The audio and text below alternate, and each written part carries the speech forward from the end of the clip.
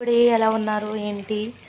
ఈరోజు నేను మాట్లాడుచున్న Tejaswini YK. And ఏంటంటే ఈరోజు ఫెస్ట్ ఏమీ లేదండి. కాకపోతే ఫిష్ అనేది నేను తీసుకుని దాన్ని వాష్ చేసి దాని పైన తోలు ఉంటుంది కదండి, అది తీసేసిన తర్వాత మనం ఫ్రై చేసుకుంటే ఈ విధంగా మనకి ఫ్రై అవుతాయండి. ఇందులోని కొంచెం టేస్ట్ కోసం ఏం వేయాలంటే బ్లాక్ పెప్పర్ అండ్ సాల్ట్ వేసుకుని మనం కొంచెం నీసు వాసన పోవడానికి కూడా కొంచెం మనకి స్మెల్ అది రాకుండా టేస్టీగా ఉంటుంది.